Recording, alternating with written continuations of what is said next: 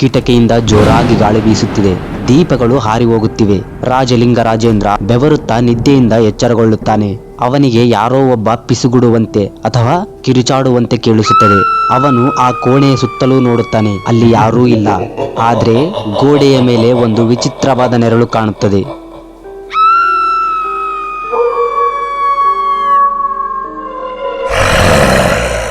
ಸಮಯ ಮಧ್ಯರಾತ್ರಿ. ಕೊಡಗಿನ ಅರಮನೆ ಸ್ಮಶಾನದಂತೆ ಮೌನವಾಗಿದೆ. ಆದರೆ ಕೊಡಗನ್ನಾಳುವ ರಾಜಲಿಂಗ ರಾಜೇಂದ್ರನಿಗೆ ಮಾತ್ರ ಆ ಮೌನದಲ್ಲಿ ಒಬ್ಬ ವ್ಯಕ್ತಿಯ ಕಿರುಚಾಟ ಕೇಳುತ್ತಿದೆ. ತಾನು ಕೊಂದ ಆ ಅಮಾಯಕ ಬ್ರಾಹ್ಮಣನ ಆತ್ಮ, ಸುಬ್ರಹ್ಮಣ್ಯ ಶಾಸ್ತ್ರಿ ಆತ್ಮ ತನ್ನನ್ನು ಬೆನ್ನಟ್ಟಿದೆ ಎಂಬ ಭಯ ರಾಜನಿಗಿದೆ. ಈ ಭಯವೇ ಮಡಿಕೇರಿಯಲ್ಲಿ ಒಂದು ವಿಚಿತ್ರ ದೇವಾಲಯ ನಿರ್ಮಾಣಕ್ಕೆ ಕಾರಣವಾಯಿತು. ರಾಜಲಿಂಗ ರಾಜೇಂದ್ರ ಯಾಕೆ ಆ ಬ್ರಾಹ್ಮಣನನ್ನು ಕೊಂದನು? ರಾಜಲಿಂಗ ರಾಜೇಂದ್ರನಿಗೆ ಆ ಬ್ರಾಹ್ಮಣನು ಕೊಟ್ಟ ಶಾಪ ಏನು ಎನ್ನುವುದನ್ನು ಈ ವಿಡಿಯೋದಲ್ಲಿ ಸಂಪೂರ್ಣವಾಗಿ ತಿಳಿಸ್ಕೊಡ್ತೀನಿ. ಫ್ರೆಂಡ್ಸ್, ಚಾನಲ್ಗೆ ಸಬ್ಸ್ಕ್ರೈಬ್ ಆಗಿಲ್ಲ ಅಂತ ಸಬ್ಸ್ಕ್ರೈಬ್ ಮಾಡಿಕೊಂಡು ಪೂರ್ತಿ ವಿಡಿಯೋ. ಸ್ನೇಹಿತರೆ, ಇಲ್ಲಿ ನಾವೆಲ್ಲರೂ ಕೇಳಲೇಬೇಕಾದ ಒಂದು ಪ್ರಶ್ನೆ ಇದೆ. ಅದೇನೆಂದ್ರೆ, ಒಬ್ಬ ರಾಜ ತಾನು ದೈವ ಭಕ್ತ ಎಂದು ಹೇಳಿಕೊಳ್ಳುತ್ತಿದ್ದರೂ ಒಬ್ಬ ವಿದ್ವಾಂಸ ಬ್ರಾಹ್ಮಣನನ್ನು ಕೊಲ್ಲುವಷ್ಟು ಕ್ರೂರಿಯಾಗಿದ್ದು ಯಾಕೆ? ಇತಿಹಾಸ ಪುಟಗಳನ್ನು ತಿರುಗಿಸಿ ನೋಡಿದಾಗ ಸಿಗುವ ಸತ್ಯ ಏನೆಂದರೆ, ರಾಜಲಿಂಗ ರಾಜೇಂದ್ರನಿಗೆ ತನ್ನ ಅಧಿಕಾರದ ಮೇಲೆ ಅತಿಯಾದ ಮೋಹವಿತ್ತು. ಸುಬ್ರಹ್ಮಣ್ಯ ಶಾಸ್ತ್ರಿ ಎಂಬ ಒಬ್ಬ ಬ್ರಾಹ್ಮಣ ರಾಜನ ಕೆಲವು ತಪ್ಪು ನಿರ್ಧಾರಗಳನ್ನು ವಿರೋಧಿಸಿದನು. ಇದನ್ನು ಸಹಿಸದ ರಾಜ ಅವರನ್ನು ಸಂಚು ಮಾಡಿ ಅರಮನೆಗೆ ಕರೆಸಿಕೊಳ್ಳುತ್ತಾನೆ. ಫ್ರೆಂಡ್ಸ್, ಅಲ್ಲಿ ನಡೆದಿದ್ದು ಮಾತ್ರ ಘೋರ ಕೃತ್ಯ. ಯಾವುದೇ ತಪ್ಪು ಮಾಡದ ಆ ಬ್ರಾಹ್ಮಣನನ್ನು ರಾಜನ ಆಜ್ಞೆಯ ಮೇರೆಗೆ ಸೈನಿಕರು ಅತಿ ಕ್ರೂರವಾಗಿ ಕೊಲೆ ಮಾಡುತ್ತಾರೆ. ರಕ್ತದ ಮಡಿಲಿನಲ್ಲಿ ಬಿದ್ದ ಆ ಬ್ರಾಹ್ಮಣ ಸಾಯುವ ಮುನ್ನ ರಾಜನ ಕಣ್ಣಲ್ಲಿ ಕಣ್ಣಿಟ್ಟು ಒಂದು ಭೀಕರ ಶಾಪವನ್ನು ಕೊಡ್ತಾನೆ. ಫ್ರೆಂಡ್ಸ್, ಆ ಬ್ರಾಹ್ಮಣ ರಾಜನ ಕಣ್ಣಲ್ಲಿ ಕಣ್ಣಿಟ್ಟು ಕೊಟ್ಟ ಆ ಶಾಪ ಇಡೀ ಕೊಡಗಿನ ಇತಿಹಾಸವನ್ನೇ ಬದಲಾಯಿಸಿಬಿಟ್ಟಿತು. ಆ ಶಾಪದ ಒಂದೊಂದು ಮಾತುಗಳು ಬೆಂಕಿಯ ಉಂಡೆಯಂತಿದ್ದವು. ಬ್ರಾಹ್ಮಣ ಸುಬ್ರಹ್ಮಣ್ಯ ಶಾಸ್ತ್ರಿಯು ಆ ರಾಜನಿಗೆ ನೀಡಿದ ಭಯಾನಕ ಶಾಪಗಳು ಹೀಗಿದ್ದವು. ನಾನು ಸತ್ತರೂ ನಿನ್ನನ್ನು ಬಿಡುವುದಿಲ್ಲ. ಬ್ರಹ್ಮ ರಾಕ್ಷಸನಾಗಿ ನಿನ್ನ ಪ್ರತಿ ಅರಮನೆಯ ಮೂಲೆಯಲ್ಲೂ ನಿನ್ನನ್ನು ಕಾಡುತ್ತೇನೆ. ನಿನಗೆ ನೆಮ್ಮದಿಯ ನಿದ್ದೆ ಇಲ್ಲದಂತಾಗಲಿ ಎಂದು ಶಾಪ ನೀಡಿದ. ಇದು 1ನೇ ಶಾಪ ಆಗಿತ್ತು. ಇನ್ನು 2ನೇ ಶಾಪ ಏನಂದ್ರೆ, ನಿನ್ನ ಸಿಂಹಾಸನಕ್ಕೆ ವಾರಸುದಾರರಿಲ್ಲದಂತಾಗಲಿ, ನಿನ್ನ ವಂಶದ ಕುಡಿ ಭೂಮಿಯ ಮೇಲೆ ಉಳಿಯದಿರಲಿ ಎಂದು ರಾಜನ ಸಂತಾನ ಭಾಗ್ಯಕ್ಕೆ ಶಾಪ ಕೊಟ್ಟನು. ಇನ್ನು 3ನೇ ಶಾಪ ಅತಿ ಘೋರವಾಗಿತ್ತು. ನೀನು ಕ್ಷಣ ಕ್ಷಣಕ್ಕೆ ನರಕ ಅನುಭವಿಸು. ನೀನು ಉಣ್ಣುವ ಅನ್ನ ವಿಷವಾಗಲಿ, ಕುಡಿಯುವ ನೀರು ರಕ್ತದಂತೆ ಕಾಣಲಿ. ಇನ್ನು ಮುಂದೆ ನಿನ್ನ ಬದುಕು ಕ್ಷಣ ಕ್ಷಣಕ್ಕೂ ನರಕ ಯಾತನೆ ಇರಲಿ ಎಂದು ಶಪಿಸಿ ಪ್ರಾಣ ಬಿಟ್ಟನು. ವಿಚಿತ್ರವೆಂದರೆ, ಆ ಬ್ರಾಹ್ಮಣನು ಪ್ರಾಣ ಬಿಟ್ಟ ಕೆಲವೇ ದಿನಗಳಲ್ಲಿ ಈ ಶಾಪದ ಪ್ರಭಾವ ಶುರುವಾಯಿತು. ರಾಜಲಿಂಗ ರಾಜೇಂದ್ರನಿಗೆ ಅರಮನೆಯಲ್ಲಿ ರಾತ್ರಿ ಹೊತ್ತು ಭಯಾನಕ ಕಿರುಚಾಟಗಳು ಕೇಳತೊಡಗಿದವು. ತಾನು ಹೋದಲ್ಲೆಲ್ಲ ಆ ಬ್ರಾಹ್ಮಣನ ಆತ್ಮ ರಾಜನನ್ನು ಹಿಂಬಾಲಿಸುತ್ತದೆ ಎಂಬ ಭ್ರಮೆ ರಾಜನಲ್ಲಿ ದಿನೇ ದಿನೇ ಹೆಚ್ಚಾಗಿ ಹುಚ್ಚಿಡಿಯತೊಡಗಿತು. ಮಧ್ಯರಾತ್ರಿ ಯಾರೂ ಇಲ್ಲದಿದ್ರೂ ಅರಮನೆಯ ಕಾರಿಡಾರ್ನಲ್ಲಿ ನಡೆದಾಡುವ ಶಬ್ದ ಕೇಳುತ್ತಿತ್ತು. ಕಿಟಕಿ ಬಾಗಿಲುಗಳು ತಾವಾಗಿಯೇ ಬಡಿದುಕೊಳ್ಳುತ್ತಿದ್ದವು. ಒಂದು ದಿನ ರಾತ್ರಿ ರಾಜಲಿಂಗ ರಾಜೇಂದ್ರನು ಗಾಢ ನಿದ್ದೆಯಲ್ಲಿರುವಾಗ ಮೈಜುಮ್ಮೆನ್ನಿಸುವ ಕಿರುಚಾಟ ಅವನನ್ನು ಎಚ್ಚರಗೊಳಿಸಿತ್ತು. ಆ ಕ್ಷಣದಲ್ಲಿ ರಾಜ ದಿಗ್ಗನೆ ಎದ್ದು ಕಣ್ಣು ಬಿಟ್ಟು ನೋಡಿದಾಗ ಅವನ ಮುಂದೆ ನಿಂತಿದ್ದು ಬೇರೆ ಯಾರೂ ಅಲ್ಲ, ತಾನೇ ಕೊಂದಿದ್ದ ಸುಬ್ರಹ್ಮಣ್ಯ ಶಾಸ್ತ್ರಿಗಳ ಆ ಭೀಕರ ರೂಪ ಅವನ ಕಣ್ಣು ಮುಂದೆ ನಿಂತಿತ್ತು. ಹೌದು, ಶಾಸ್ತ್ರಿಗಳು ಈಗ ಬ್ರಹ್ಮ ರಾಕ್ಷಸನಾಗಿ ಅರಮನೆಗೆ ಮರಳಿದ್ದರು. ರಾಜ ಹೋದಲ್ಲೆಲ್ಲ ಆ ನೆರಳು ಅವನನ್ನು ಹಿಂಬಾಲಿಸುತ್ತಿತ್ತು. ರಾಜ ಸಿಂಹಾಸನದ ಮೇಲೆ ಕುಳಿತರೆ ಯಾರೋ ಬಂದು ಕಿವಿಯಲ್ಲಿ ಪಿಸುಗುಡುವಂತೆ, ಮಲಗಿದರೆ ಎದೆಯ ಮೇಲೆ ಬಂದು ಯಾರೋ ಕುಂತಂತೆ ರಾಜನಿಗೆ ಅನುಭವವಾಗುತ್ತಿತ್ತು. ರಾಜನಿಗೆ ಹುಚ್ಚು ಹಿಡಿಯುವ ಸ್ಥಿತಿ ಬಂದಿತ್ತು. ಅಷ್ಟೇ ಅಲ್ಲ, ಅರಮನೆಯ ಕಾವಲುದಾರರಿಗೂ ಕೂಡ ಆ ಕರಾಳ ಛಾಯೆ ಕಾಣತೊಡಗಿತು. ಕೊಡಗಿನ ಅರಮನೆ ಈಗ ದೆವ್ವಗಳ ಅಡಗು ತಾಣವಾಗಿ ಬದಲಾಯಿತು.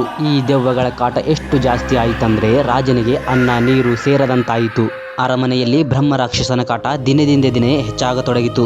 ರಾಜಲಿಂಗ ರಾಜೇಂದ್ರನಿಗೆ ಅನ್ನ ನೀರು ಸೇರದಂತಾಯಿತು. ಕಣ್ಣಿಗೆ ನಿದ್ದೆ ಇಲ್ಲದಂತಾಯಿತು. ಕೊನೆಗೆ ಬೇರೆ ದಾರಿ ಇಲ್ಲದಂತೆ ರಾಜ ರಾಜ್ಯದ ಅತ್ಯಂತ ಶ್ರೇಷ್ಠ ಪಂಡಿತ ಮತ್ತು ಜ್ಯೋತಿಷ್ಯರ ಮೊರೆ ಹೋದನು. ಜ್ಯೋತಿಷ್ಯರು ಅರಮನೆಗೆ ಬಂದಾಗ ರಾಜ ಮತ್ತು ಅರಮನೆಯ ಈ ಪರಿಸ್ಥಿತಿಯನ್ನು ನೋಡಿ ಜ್ಯೋತಿಷ್ಯರು ಒಂದು ಭಯಾನಕ ಸತ್ಯ ಹೊರಹಾಕಿದರು. ಅವರು ರಾಜನಿಗೆ ಹೀಗೆ ಹೇಳುತ್ತಾರೆ, ರಾಜ, ನೀನು ಮಾಡಿದ್ದು ಬ್ರಹ್ಮ ಹತ್ಯೆ ದೋಷ. ಆ ಬ್ರಾಹ್ಮಣನ ಆತ್ಮ ಬ್ರಹ್ಮ ರಾಕ್ಷಸನಾಗಿ ನಿನ್ನ ಕಾಡುತ್ತಿದೆ. ಆ ಆತ್ಮಕ್ಕೆ ಶಾಂತಿ ಸಿಗುವವರೆಗೂ ನಿನಗೆ ಈ ನರಕ ಯಾತನೆ ತಪ್ಪಿದ್ದಲ್ಲ.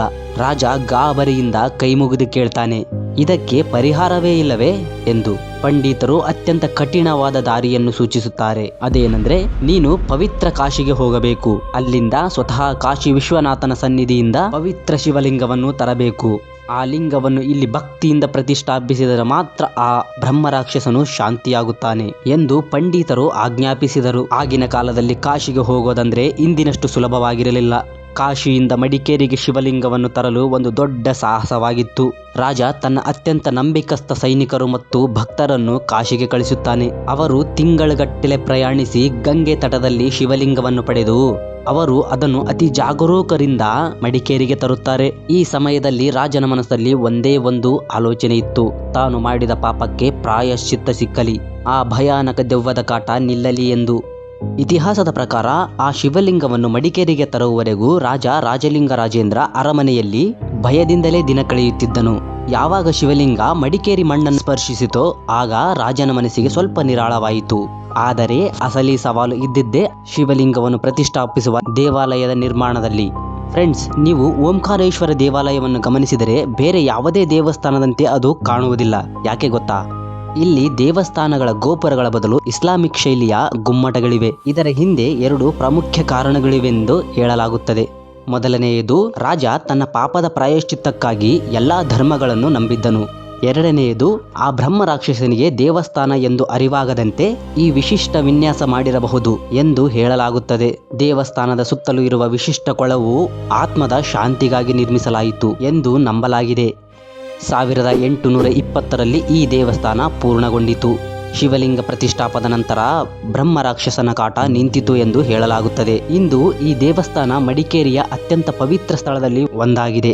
ಆದರೆ ಇಂದಿಗೂ ಅಲ್ಲಿ ಸಂಜೆ ಹೊತ್ತು ಶಾಂತವಾಗಿರುವಾಗ ಒಂದು ನಿಗೂಢತೆ ಅಡಗಿದೆ ಎಂದು ಭಕ್ತರು ಹೇಳ್ತಾರೆ. ಈಗ ನೀವು ಈ ವಿಡಿಯೋದಲ್ಲಿ ನೋಡುತ್ತಿರುವ ದೇವಸ್ಥಾನದ ವಿನ್ಯಾಸ ಇದು ಸಾಧಾರಣವಾದ ವಿನ್ಯಾಸವಲ್ಲ. ಸಾಮಾನ್ಯವಾಗಿ ದೇವಸ್ಥಾನಗಳಲ್ಲಿ ದ್ರಾವಿಡ ಶೈಲಿ ಗೋಪುರಗಳಿರುತ್ತವೆ, ಆದರೆ ಇಲ್ಲಿ ಇಸ್ಲಾಮಿಕ್ ಶೈಲಿಯ ಗುಮ್ಮಟಗಳಿವೆ. ಈ ರಾಜ ಈ ರೀತಿಯಾಗಿ ಈ ದೇವಸ್ಥಾನ ಕಟ್ಟಲು ಕಾರಣ ಏನು? ಇದಕ್ಕೆ ಇತಿಹಾಸಕಾರರು ನೀಡುವ ಉತ್ತರ ತುಂಬಾ ಕುತೂಹಲಕಾರಿಯಾಗಿದೆ. ರಾಜಲಿಂಗರಾಜೇಂದ್ರನಿಗೆ ತನ್ನನ್ನು ಕಾಡುವ ಬ್ರಹ್ಮ ರಾಕ್ಷಸನ ಬಗ್ಗೆ ಅತೀವ ಭಯವಿತ್ತು. ಆ ಶಕ್ತಿಯು ದೇವಸ್ಥಾನದ ಒಳಗೆ ಪ್ರವೇಶಿಸಬಾರದು ಅಥವಾ ಆ ಶಕ್ತಿಯಿಂದ ರಕ್ಷಣೆ ಪಡೆಯಲು ದೇವಸ್ಥಾನ ಮತ್ತು ಮಸೀದಿಯ ವಿನ್ಯಾಸವನ್ನು ಬೆರೆಸಿ ಈ ದೇವಸ್ಥಾನವನ್ನು ಕಟ್ಟಿಸಿದನು ಎಂದು ಹೇಳಲಾಗುತ್ತದೆ. ದೇವಸ್ಥಾನದ 4 ಮೂಲೆಯಲ್ಲಿರುವ ಈ ಗೋಪುರಗಳು ದೂರದಿಂದ ನೋಡಿದರೆ ಮಸೀದಿಯ ಮಿನಾರ್ಗಳಂತೆ ಕಾಣುತ್ತದೆ. ಇದು ಭಾರತ ಇತಿಹಾಸದಲ್ಲೇ ಅತ್ಯಂತ ವಿಶಿಷ್ಟ ವಾಸ್ತುಶಿಲ್ಪ. ದೇವಸ್ಥಾನದ ಪ್ರವೇಶ ದ್ವಾರದಲ್ಲಿ ಒಂದು ತಾಮ್ರದ ಫಲಕವಿದೆ. ಅದರಲ್ಲಿ ಈ ದೇವಸ್ಥಾನದ ಕಟ್ಟಿದ ಇತಿಹಾಸವನ್ನು ಕೆತ್ತಲಾಗಿದೆ. ಸ್ನೇಹಿತರೆ, ಇಲ್ಲಿರುವ ಶಿವಲಿಂಗಕ್ಕೆ ಓಂಕಾರೇಶ್ವರ ಎಂದು ಹೆಸರಿಡಲು ಕಾರಣವೇನು? ಓಂಕಾರ ಎಂಬ ಪವಿತ್ರ ಶಬ್ದದ ಮೂಲಕ ಆ ಬ್ರಹ್ಮ ರಾಕ್ಷಸನ ಕಿರುಚಾಟವನ್ನು ಅಡಗಿಸಬಹುದು ಎಂಬ ನಂಬಿಕೆ ರಾಜನಿಗಿತ್ತು. ಮತ್ತೊಂದು ವಿಶೇಷತೆವೆಂದರೆ ಇಲ್ಲಿರುವ ದೊಡ್ಡ ಕಲ್ಯಾಣಿ ಅಥವಾ ಕೆರೆ. ದೇವಸ್ಥಾನದಲ್ಲಿರುವ ಈ ಕೊಳದಲ್ಲಿ ಮೀನುಗಳನ್ನು ಸಾಕಲಾಗುತ್ತದೆ. ಪುರಾಣಗಳ ಪ್ರಕಾರ ನೀರು ಅಶುದ್ಧ ಶಕ್ತಿಯನ್ನು ತಡೆಯುವ ಸಾಮರ್ಥ್ಯ ಹೊಂದಿದೆ. ರಾಜನು ದೇವಸ್ಥಾನದ ಸುತ್ತಲೂ ನೀರಿರುವಂತೆ ನೋಡಿಕೊಂಡಿದ್ದು ಆ ಆತ್ಮದ ಭಯದಿಂದಲೇ ಎನ್ನಲಾಗುತ್ತದೆ. ರಾಜಲಿಂಗರಾಜೇಂದ್ರನು ಈ ದೇವಸ್ಥಾನ ಕಟ್ಟಿದ ಕೆಲವೇ ವರ್ಷಗಳಲ್ಲಿ ಮರಣ ಹೊಂದಿದನು. ಆದರೆ ಅವನು ಸಾಯುವ ಮೊದಲು ಶಾಂತಿಯಿಂದ ಪ್ರಾಣ ಬಿಟ್ಟನು ಎಂದು ಹೇಳಲಾಗುತ್ತದೆ. ಈ ದೇವಸ್ಥಾನದ ಇತಿಹಾಸ ನಮಗೆ ಒಂದು ಪಾಠ ಕಲಿಸುತ್ತದೆ. ಅಧಿಕಾರ ಎಷ್ಟೇ ಇರಲಿ, ಅನ್ಯಾಯವಾಗಿ ಒಬ್ಬರ ಪ್ರಾಣ ತೆಗೆದರೆ ಅದಕ್ಕೆ ತಕ್ಕ ಶಿಕ್ಷೆ ಅನುಭವಿಸಲೇಬೇಕು. ಸ್ನೇಹಿತರೆ, ಇಂದಿಗೂ ಮಡಿಕೇರಿಗೆ ಹೋಗುವ ಪ್ರವಾಸಿಗರು ಈ ದೇವಸ್ಥಾನದ ಶಕ್ತಿಯನ್ನು ಅನುಭವಿಸುತ್ತಾರೆ. ನೀವು ಎಂದಾದರೂ ಅಲ್ಲಿಗೆ ಹೋದಾಗ ಆ ಬ್ರಾಹ್ಮಣನ ಶಾಪ ಮತ್ತು ರಾಜನ ಪಶ್ಚಾತ್ತಾಪದ ಕಥೆಯನ್ನು ನೆನಪಿಸಿಕೊಳ್ಳಿ. ಸ್ನೇಹಿತರೆ, ಕಾಶಿಯಿಂದ ತಂದ ಲಿಂಗವನ್ನು ಪ್ರತಿಷ್ಠಾಪಿಸಿದ ನಂತರವೇ ರಾಜನಿಗೆ ನೆಮ್ಮದಿಯ ನಿದ್ದೆ ಬಂದಿತ್ತು. ಈ ದೇವಸ್ಥಾನಕ್ಕೆ ಹೋದರೆ ಮನಸ್ಸಿಗೆ ಒಂದು ರೀತಿ ವಿಚಿತ್ರ ಶಾಂತಿ ಸಿಗುತ್ತದೆ. ರಾಜನ ಅಹಂಕಾರ ಮತ್ತು ಒಬ್ಬ ಅಮಾಯಕನ ಶಾಪ, ಈ ಎರಡರ ನಡುವಿನ ಹೋರಾಟದ ಫಲವೇ ಓಂಕಾರೇಶ್ವರ ದೇವಾಲಯ. ಫ್ರೆಂಡ್ಸ್, ಈ ವಿಡಿಯೋ ಬಗ್ಗೆ ನಿಮ್ಮ ಅಭಿಪ್ರಾಯವನ್ನು ಕಾಮೆಂಟ್ ಮಾಡಿ. ವಿಡಿಯೋ ಇಷ್ಟ ಆದರೆ ಲೈಕ್ ಮಾಡಿ, ನಿಮ್ಮ ಸ್ನೇಹಿತರೊಂದಿಗೂ ಶೇರ್ ಮಾಡಿ. ಧನ್ಯವಾದಗಳು.